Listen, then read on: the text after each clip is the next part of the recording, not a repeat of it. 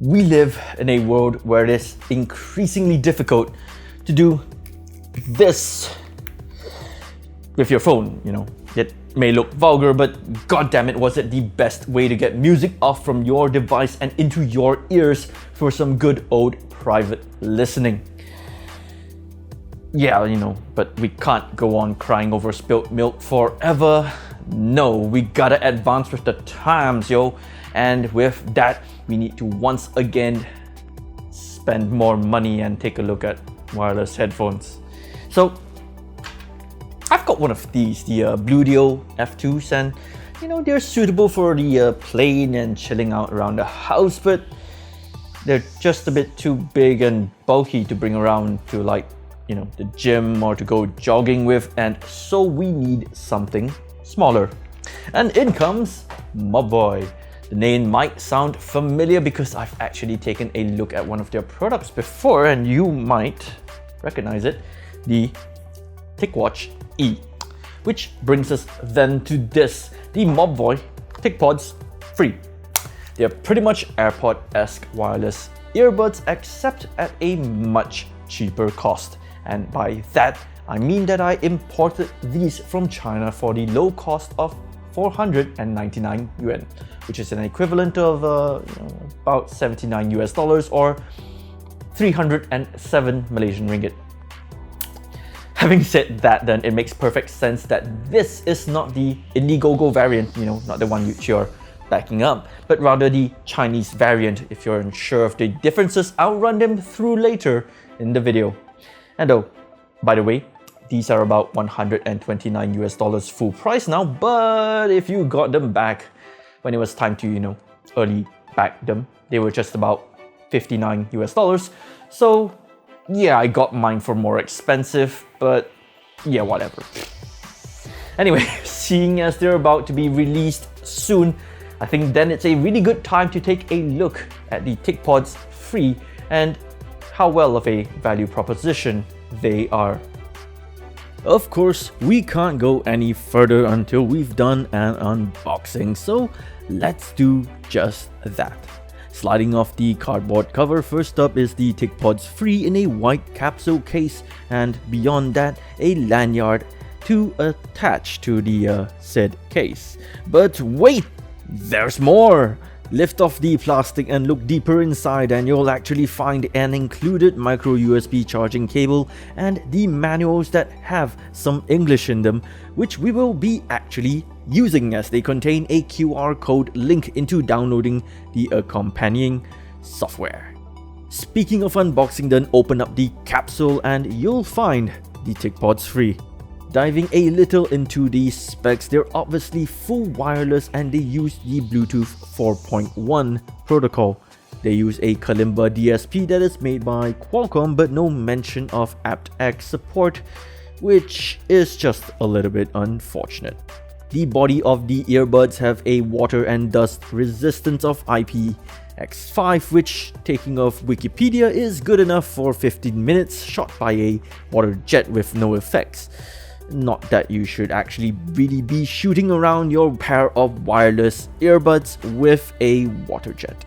There are indicator LEDs on the inner side of the pods itself that vary between blue, green and red that indicate the pairing status and battery levels respectively.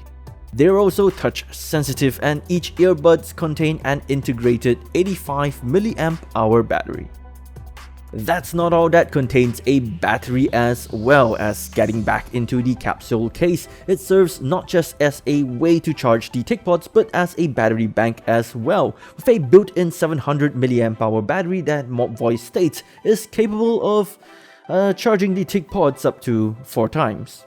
You want to be spending more time listening and less time charging, however, and Mobvoi knows this, and as such the TicPods are rated to last about 4 hours of use time per charge, with quick charging that gives you 85 minutes of listening time in just about 15 minutes of charge time.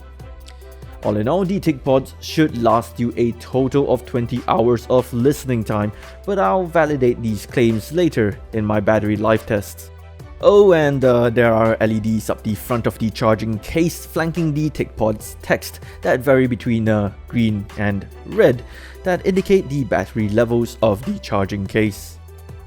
Similarly to the Airpods as well, the case also serves as a pairing and unpairing mechanism, as opening the case instantly turns on the TicPods and puts them into pairing mode. From there, all you need to do is have your phone ready, tap on them in the list, and you're pretty much good to go. One of the cooler features that it has is the ability to detect when they're inserted in your ears, as putting them in or out will either pause or resume whatever content you're playing at the time. This is where it gets a little bit tricky though, as the main earbud is the right earbud. As soon as that's inserted, the content will start playing or resuming, which allows you to do listening in one ear, and if you insert the left earbud, it detects that and comes alive and gives you a stereo experience. But also removing either earbud when in stereo pauses your video or music. Of course, you can always listen to music using only the left earbud, but it doesn't automatically start or resume your content, so you're going to have to manually trigger that. While we're on this subject of detection though, I found that in my listening experience, the left earbud would quite often intermittently cut out, which was quite irritating at times, and is something that I hope is fixable via a software update of sorts. Onto the fit though, admittedly I'm more of a headphone guy, so I'm not really that used to anything that goes into your ears, and while my feelings for these aren't all that different, using them for a few weeks I found them to be, pretty alright for short uses, but using them for more than 30 minutes at a time, I found that my ears would hurt a little bit. Maybe a smaller tip would have helped, but none were included in the box, so yeah, or maybe I'm just not very used to IEMs. On the plus side, they're not that loose either, as I've tried many times to shake them off my ears, but haven't really managed to do so, props to Mobvoi for that. It's probably highly unlikely that they'll fall out during normal use or during a vigorous workout. Touching into the companion app, I tried fixing whatever issues that I had with connectivity using the English version of the app via a software update, but from what I found, the English app doesn't seem to detect the TicPods free at all, making it impossible to update it. Because of that, I had to use the QR code on the manual to download the Chinese language version of the app, which doesn't have any software updates, and that's just a little bit of a shame. Functionality wise, it seems more keen to show you other unrelated stuff like shopping for their other products, etc, with only one page showing off any information about the TicPods free, and even on that page, only a small section on the top of the page. From there, there's only the option to see the battery levels on the left and right earbuds, while tapping on it gives you a link to the forum and a quick graphical user quick start guide. So yeah, kind of bare bones and just a little bit disappointing then. As briefly mentioned earlier, there are gesture controls available from the right earbud, 3 of them actually, which are double tapping, sliding up and down, and holding your finger on the right earbud.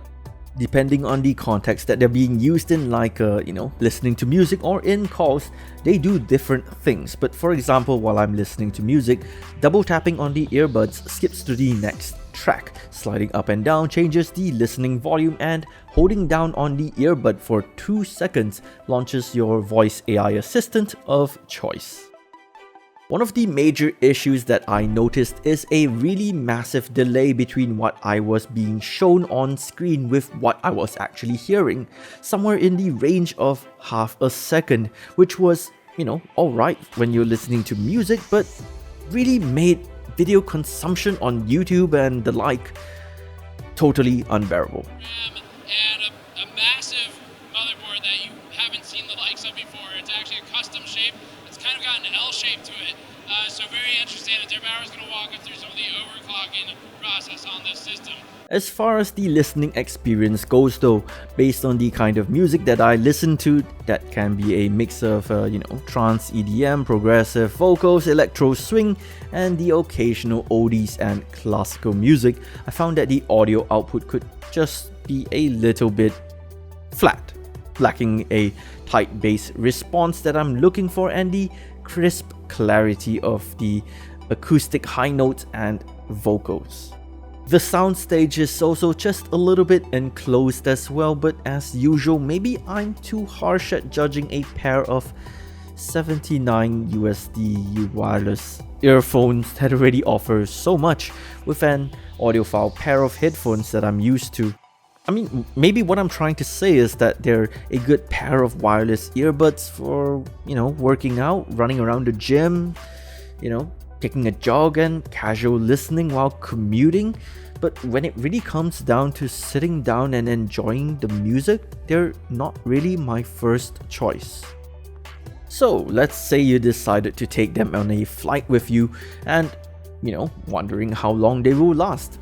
Well, a standard flight from say Malaysia to Melbourne in Australia is about 8 hours in flight time, and based on that, you can expect to be charging these about 3 times, as I found that, at least in my use case of listening to music non-stop, it lasted about 3 hours and 44 minutes, 16 minutes short of their claim, with the right earbud draining faster than the left. These numbers are, not too bad, pretty much in line with their claim, so that's a good thing, I guess. From there, recharging the fully drained TicPods took me 47 minutes to hit 100%. I got 4 full charges out of the charging case with 11% on the 5th charge, and finally, to bring it all back to 100% again was another 2 hours and 14 minutes.